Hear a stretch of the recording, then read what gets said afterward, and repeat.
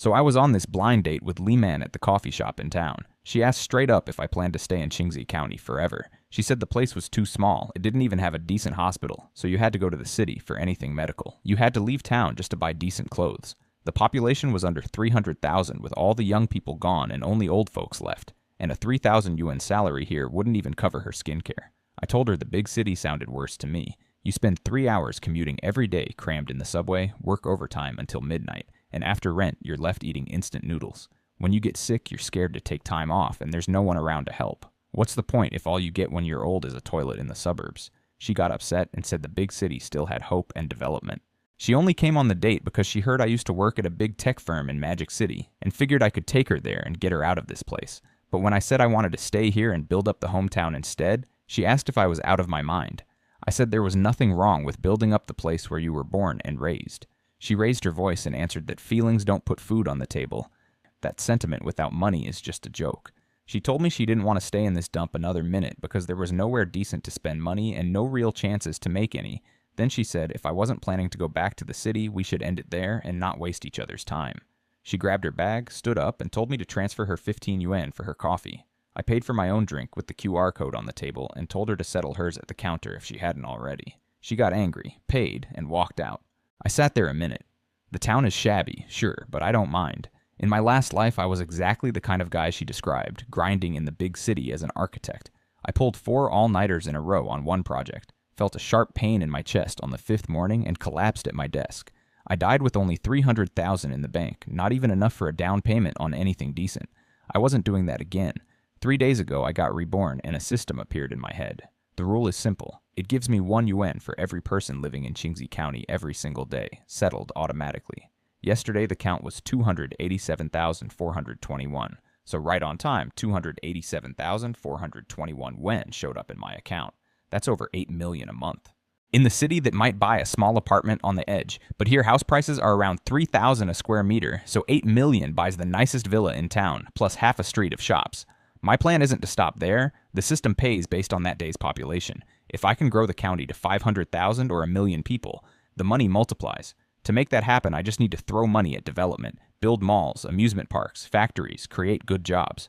People will move in once it becomes a decent place to live. It's not just about the hometown. It's building a machine that prints money for me. I left the shop, stopped at a deli, and bought a pound of pig's head meat and a roast duck, then picked up 2 boxes of cherries and 2 watermelons at the fruit stall next door. I paid 620 yuan total and walked home carrying the bags.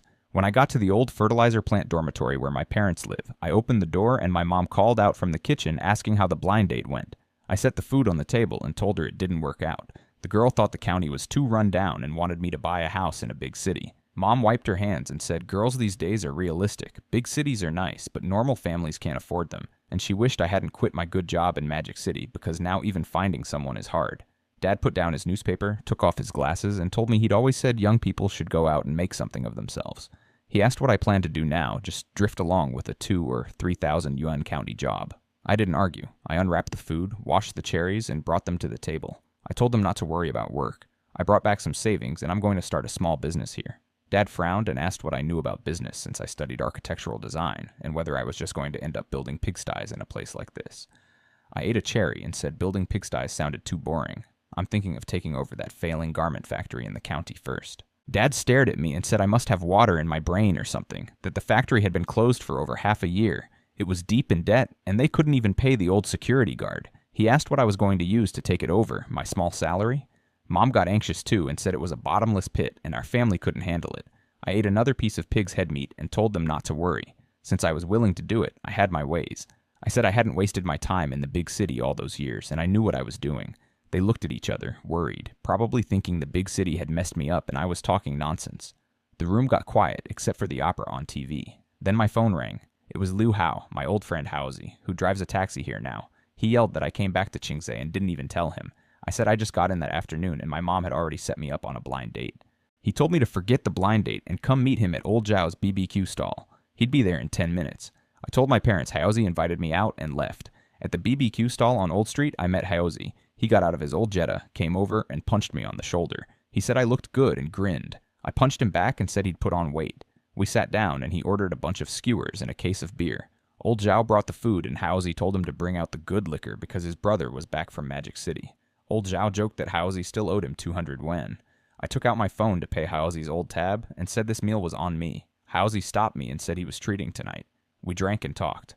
Haozi asked how taxi driving was going and said it was average. His car's air conditioning had been broken for half a month. He drove 14 hours a day, and after rent and gas, he only cleared a bit over 100 yuan. He said in this county, without connections, you can't make real money. I asked about our old friends Erhei and Sansi. Haozi said Erhei was in prison, got 5 years for breaking someone's leg during demolition work. Sansi fell from scaffolding on a construction site down south, got disabled with a limp. The contractor ran away, and now he runs a tiny store in the village. Haozi said that's just how it is for people from here. Most can't get out, and even those who do often don't do well. He asked if I remembered Sister Chow, Wang Chow, who used to run the pool hall. I said yes. He told me she borrowed money a few years ago, started a building materials company, made good money during the street renovation, had a Land Rover and everything. Then her husband cleaned out the company accounts, ran off with another woman, and left her with over $1 million in high-interest debt. The loan sharks harass her every day. Now she works at Jinding Club giving foot massages from morning till 2 at night. The same guys who used to call her Sister Chow now grope her and insult her while she stays quiet to pay the debt and raise her 5-year-old daughter. Last month, the girl had a high fever, and Haozi had to lend her 300 yuan for the doctor. Haozi raised his glass and said, "Let's stop talking about this bad stuff." We drank some more. Then he asked how long I was staying and if it was easy to get time off from Magic City. I told him I resigned and wasn't going back. He was shocked, stared at me for a while, then slapped his thigh and said it was good I wasn't leaving. The big city treats you like a dog anyway. He got happy, drank 3 glasses in a row, and offered to ask his boss tomorrow so we could drive taxis together, said we could make 4,000 or 5,000 a month. I told him I didn't plan to work for anyone else. He asked what I would do then. Start a business? He said everything loses money now. Half the shops on the street are closed. I drew a line on the table with a skewer stick and asked him, since he drives around the county every day and knows what's going on, what the exact situation with the old garment factory on the south side is right now. His hand stopped in the air, a peanut fell on the table, and he stared at me. He asked in a low voice why I was asking about the garment factory. I said I was thinking of taking it over. He said I must be crazy. That place is a dead end right now, and whoever touches it dies. I wiped my mouth and asked Haozi in what way the garment factory was a dead end. He snatched the tissue from my hand, threw it in the trash, and took a big gulp of beer. He said it was a bottomless pit. On the books, it already owed the bank $3 million, Southern suppliers over $2 million, and more than half a year's wages to over 100 workers. That's $6 or $7 million right there, and that's just the official debt. The old director, Li Jianguo, used the factory as collateral for who knows how many high-interest loans on the side. Last month, loan sharks blocked the gate with 2 vans, splashed red paint everywhere. And when the old security guard tried to argue, they kicked him and broke 3 ribs. He's still in the county hospital. Haozi said if I take it over, those collectors will come after me the moment I pay anything because the debt follows the factory. I drank some warm water. I hadn't expected the hole to be that deep, but with nearly 290,000 yuan coming in every day, I could clear the official debts in about a month. Still, I didn't want to just throw money into the old mess and let the loan sharks eat it. What I need is more people in the county. Paying off old debts won't bring anyone back. I need real jobs so locals have steady income and outsiders want to move here. The transportation in Qingzhou is good, the old industrial foundation is still here, and the skilled workers haven't left yet. Better to build something new. I asked Haozi how he knew all these details. He lit a cigarette and said his wife, Zhang Yan, used to work there for 5 years and became workshop director before it closed. She knows everything about the place. I asked what she's doing now. He said she's been at home for over half a year. She nags him every day because money is tight with the kids' after-school fees and his mom's blood pressure medicine. The little he makes driving taxi isn't enough. She's thinking of going next month with some women from the village to an electronics factory in southern Jiangsu. They provide room and board, and she can make 4,000 or 5,000 a month working long hours. He said in this county there's basically no decent factory left except that half-dead garment one. Supermarket stocking pays only 2,100, and that doesn't cover living costs. Haozi talked about how the county is full of left-behind kids whose parents work down south. The kids drop out early, hang around, fight, and cause trouble. Women here know how to sew, but there's no industry. The county talks about attracting investment every day, but nothing ever comes of it. He said who wants to leave their hometown? People only go out because they have to. If there were decent jobs here, no one would live in group rentals and work like dogs. I said, Haozi, just suppose, we had a proper garment factory right now. I listed it out.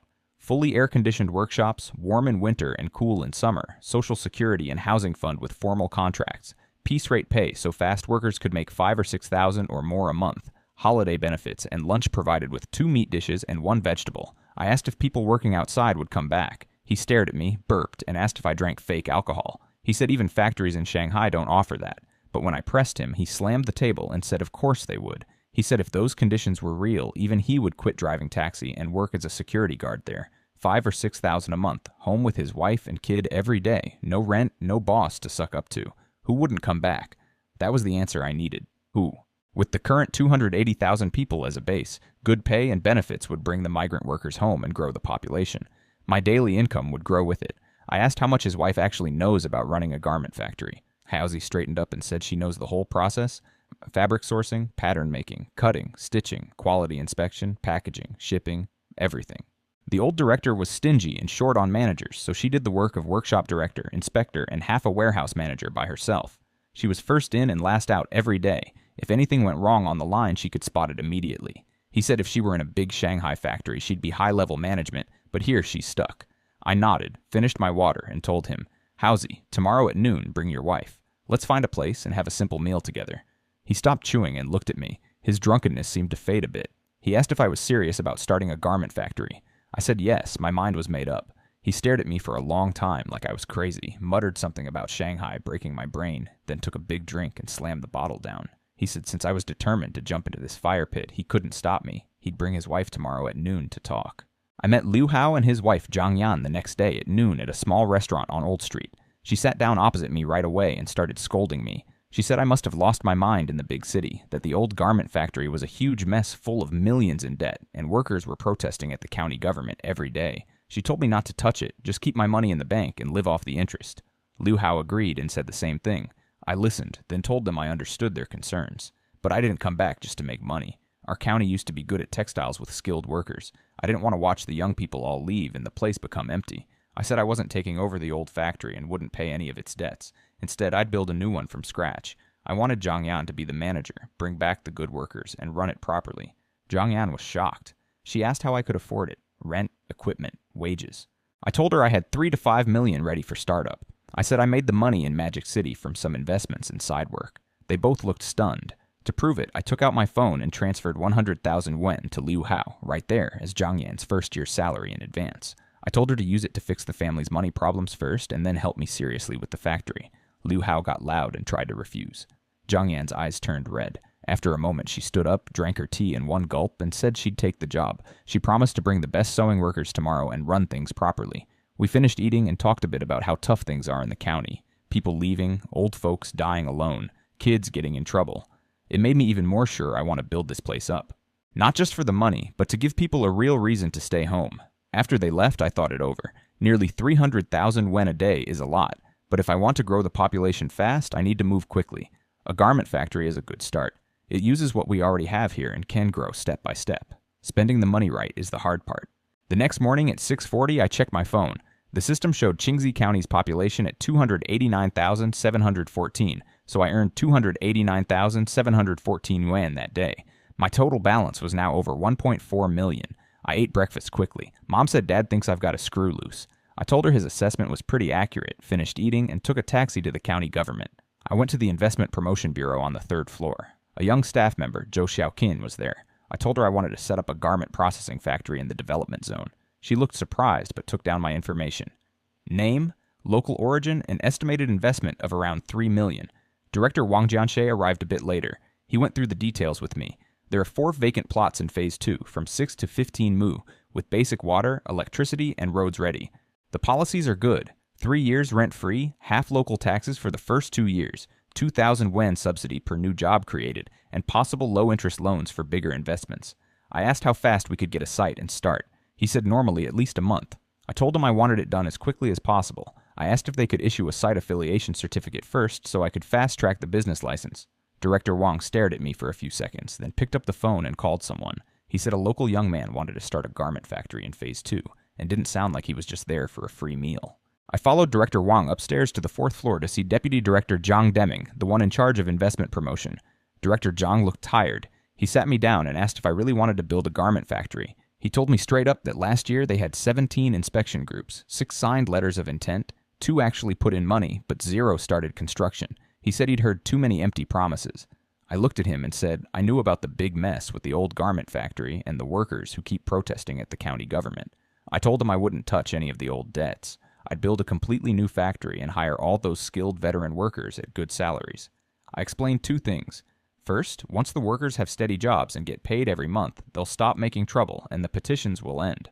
Second, my project would give him real investment numbers, new jobs, and tax revenue to report for the year-end evaluation. I told him directly, "You need an investment project? I am that project." Director Zhang stared at me for a while. Wang Jianxi stood there without saying a word. Director Zhang asked me directly if I was serious or just another person who would look around and leave. I stood up and told him if I wasn't serious, I wouldn't be sitting there. I said the policies looked good, but 3 to 4 months was too slow for me. I asked if there were any ready-made factory buildings I could move into right away. They told me there were 2 standardized factories in Phase 2 that had been empty for nearly 2 years. I said I wanted the 2,000 square meter one. They said according to policy it would be completely rent-free for the first 3 years. I asked how fast the other procedures could be finished. Director Zhang said if I went through the formal rental process, everything could be done in 1 week. He added one condition. I had to prioritize hiring the workers from the old garment factory. I agreed immediately. That was already my plan. Director Zhang told Wang Jianxi to take me to see the factory that afternoon, give me the keys, and prepare the contract by the end of the day. As we were leaving, Director Zhang called out from behind, "Xiao Chen, welcome home." I walked out of the county government building. In less than 2 hours, I had secured a 2,000 square meter factory. I'd been ready to pay up to 200,000 yuan in rent for the first year, but they gave me 3 years completely free. It showed how badly the county needs new projects. I called Liu Hao and told him to drop his passenger, pick up Zhang Yan, and meet me at Phase 2 of the development zone. Half an hour later, they arrived. Wang Jianxi also showed up with the keys. We opened the factory building. It was a clean 2,000 square meter steel structure space with water, electricity, and fire safety already connected. Zhang Yan walked around, checked the layout, and said we could fit 4 assembly lines, plus areas for quality inspection, storage, and cutting. She looked excited. I asked her to prepare a full equipment list that night. I told her I would transfer 1 million yuan to the company account tomorrow, and she would have full authority to buy everything new. Lock-stitch machines, overlock machines, button machines, cutting tables, the works, for a 100-person scale. Wang Jianxi gave me the lease contract. It confirmed 3 years rent-free. I signed it right away.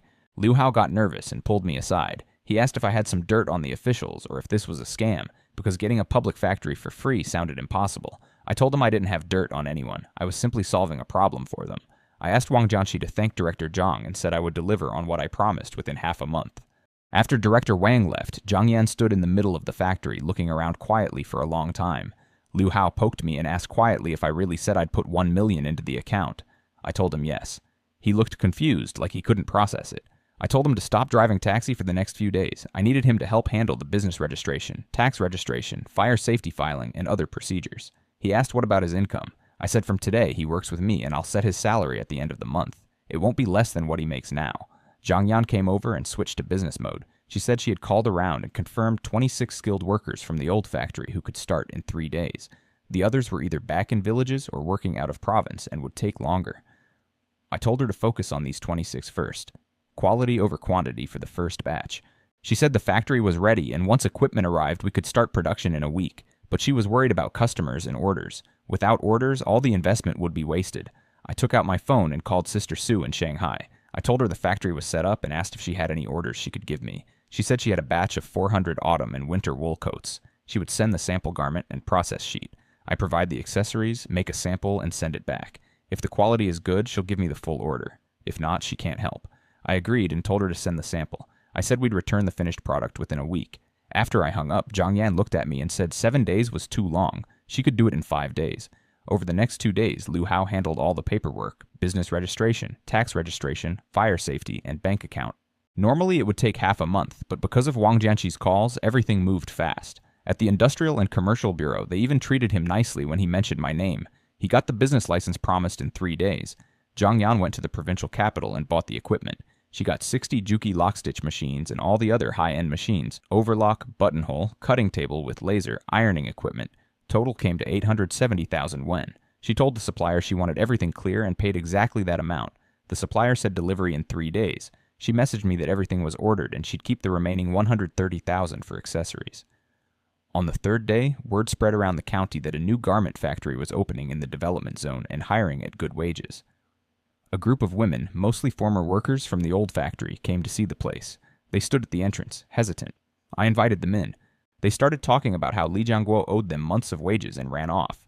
One woman asked me directly if I was going to do the same thing. Open the factory for a few months, delay wages, and disappear. I told them 3 things. Wages paid on the 10th every month, no delay, or they can sue me. Base salary, $3,000 plus piece rate. Fast workers can make $6,000 or $7,000. Full social insurance. And I showed them the company account balance on my phone. Over $1 million. I said I have enough money to pay them for 2 years, and I don't cheat people. Zhang Yan walked in wearing her work jacket and told them she was the factory manager. She guaranteed the wages and said the equipment arrives the day after tomorrow and we start right away. The women relaxed. They started asking questions, signing up, and the factory got lively. Later, Su Hongmei messaged me. She sent the sample coat and process sheets. It's a high-end wool coat retailing for 3,200 yuan each, 400 pieces total. Quality has to be very strict. I forwarded everything to Zhang Yan and wrote, "Sister-in-law, the exam paper has arrived." Su Hongmei thought about it for a while after our call. She knew the wool coat order was difficult, especially for a new factory. She gave it to me anyway because she owed me a favor from 3 years ago when I helped her save her brand. But she also contacted another boss, Sister Joe, and asked for a simpler order for me to practice on. 3,000 pairs of basic cotton and linen wide-leg pants at 12 yuan each. The next day, the sample coat arrived by Air Express from Shanghai. I signed for it and brought the box into the factory. Zhang Yan was already waiting. I opened the box. Inside was the smoky gray wool coat, neatly packed, along with the full process sheet and fabric samples. Zhang Yan took the coat, shook it open, and examined it carefully. She turned it inside out, checked the seams, and ran her fingers over the lapel. After a few seconds, she looked at me. "Xiaofeng, this lapel was hand-shaped." She lifted the collar, pointed at the joint, and explained that the curve wasn't made by machine. It was hand-shaped with an iron and steam. She said the sewing machine could only do about 60% of the work. The other 40% was all handmade, including the difficult lapel shaping. She told me she could do it herself, but not 400 pieces. Out of the 26 workers we had, only 3 could handle high-end handwork, and only 1 was truly skilled. Zhou Guilan, the old technical team leader. She's 48, has over 30 years of experience, and knows all the old crafts. She used to make the samples for export orders. I asked why she wasn't already with us. Zhang Yan said she called her, but the phone was off.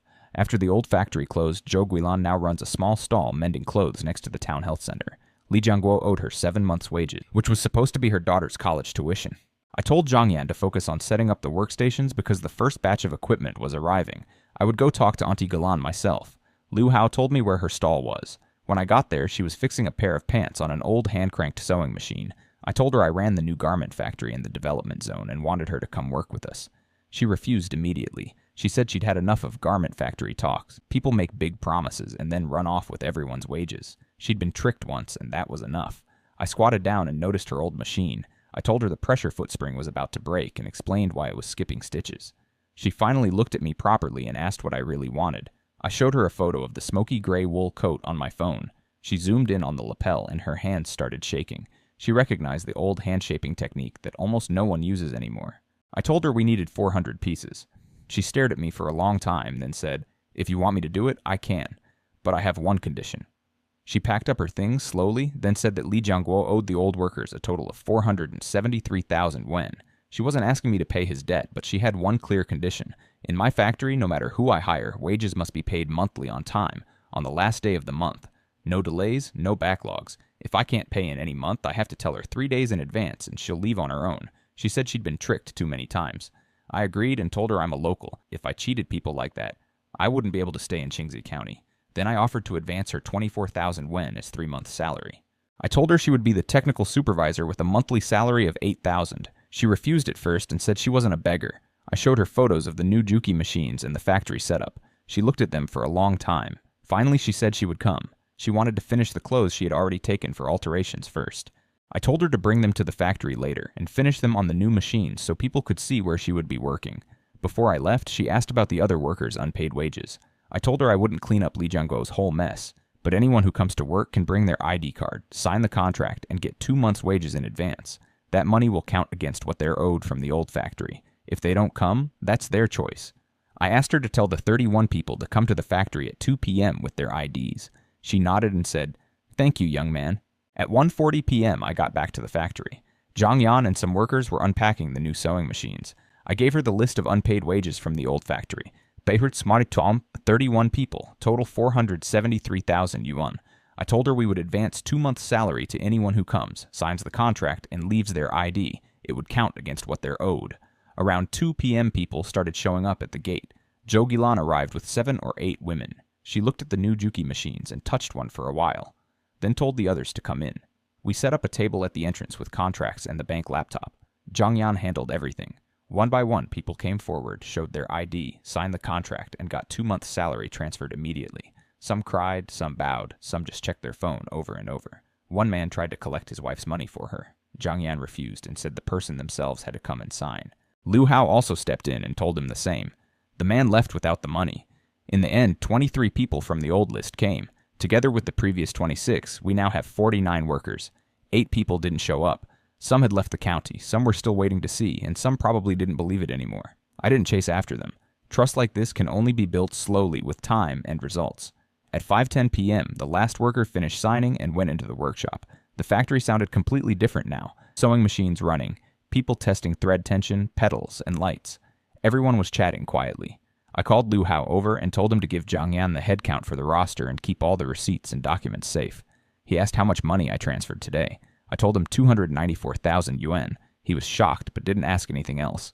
At 5:30, Zhang Yan told everyone to get familiar with their workstations and go home.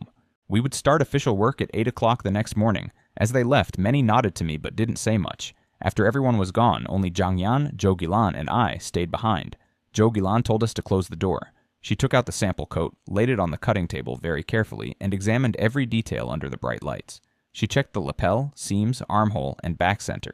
She pointed out small problems: uneven stitch distribution, shaping that wasn't quite right, steam temperature issues. She said the sample was about 80 out of 100, mostly because of the expensive fabric.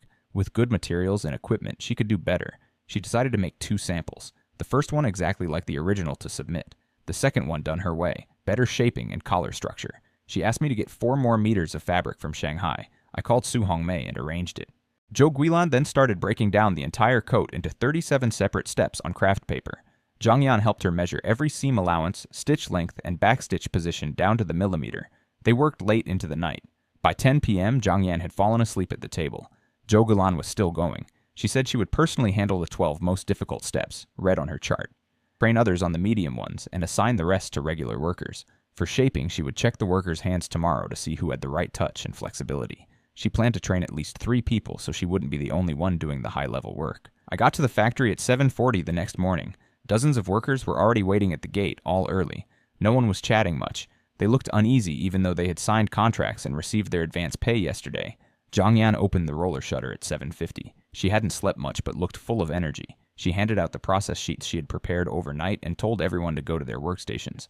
At 8 o'clock, she announced that today was only for adjusting machines, thread tension, stitch length, presser foot height, everything according to the parameters. She and Zhou Guilan would check each one. Zhou Guilan arrived at 8:10 and put up the 37-step process chart on the whiteboard. By 10:30, they finished checking the machines. 43 passed, 7 needed readjustment. Zhang Yan corrected the mistakes calmly and warned that the same errors on real orders would mean deducting shipping costs from wages. After a short break, Zhou Guilan started teaching shaping in the afternoon. She used scrap fabric and explained the basic principle: heat shrinks, cold sets. She demonstrated how to push and pull the fabric with steam to create curves. Everyone practiced. Some did well, some made creases. Zhou Guilan walked around helping them. She noticed one young woman, Li Xiaohuan, who had good hands. She marked her name. By the end of the day, 36 people could make a basic arc. The other 14 were reassigned to simpler tasks like flat seams and overlocking. Zhou Guilan said not everyone is suited for shaping, and it's better not to force it. Before leaving, Zhou Guilan told me that Li Xiaohuan could start real work after 3 more days of practice, and they could get 8 to 10 people doing auxiliary shaping. She also mentioned that an older woman with permed hair and red clothes stood outside watching for nearly an hour and took photos with her phone. The next morning, I got to the factory at 7:20. There were already 60 or 70 people waiting at the gate, way more than yesterday. Many of them I didn't recognize. Zhang Yan stood at the roller shutter looking stressed. Liu Hao was arguing with a loud, short woman who was shouting that she worked 6 years at the old factory and deserved 2 months' pay, too. Word had spread fast. What started as advance against owed wages had turned into free money if you show up. I got out of the car and listened for a bit, then walked over. I told the workers who had already signed contracts to go inside to their workstations. The rest had to wait outside. Liu Hao guarded the door so no one without a contract could enter. I sat down at the entrance with a folding chair and told everyone to listen. I'm Chen Feng, the boss here. Yesterday, some former workers from the old factory signed contracts and received 2 months' salary in advance. That money is not free. It's wages. You will work it off and it will be deducted from your future pay. If you don't work, you don't get it, understand? I had Zhou Gilan come to the door and look at the crowd. She pointed out who was real and who wasn't. She recognized only a few from the old factory. The rest, including some men standing at the back, had never worked there. I told the real ones they could sign contracts today if they wanted, but they had to bring their ID and agree to the same rules. The others I asked to leave. I told the crowd outside that I would only deal with people on Zhou Gilan's list of unpaid wages. If your name isn't on it, go home. Even if your name is on it, you still have to pass a technical assessment before signing. The factory doesn't keep people who can't sew straight or adjust machines. Those who pass get the contract and the 2-month advance today. Those who fail can start as apprentices at $2,500 base salary, no advance. The short woman and a few others tried to argue. I didn't answer. Some of the loud ones and the men standing in the back left right away. The crowd got smaller. I told the ones whose names were on the list to register with Liu Hao and come back at 2 p.m. for the assessment. Inside, work was already going. Zhang Yan gave out the day's practice tasks. Zhou Gilan kept teaching shaping at the steam station. Liu Hao came in later and said 5 of the 8 people on the list showed up today. 3 more women claimed they worked at the old factory but weren't on the owed wages list. They said they were piece rate and never got registered. I asked Zhou Gilan to check them. She recognized 2 as real and said the third one she had never seen. I told the 2 real ones to come for the assessment this afternoon. The third one cursed and left.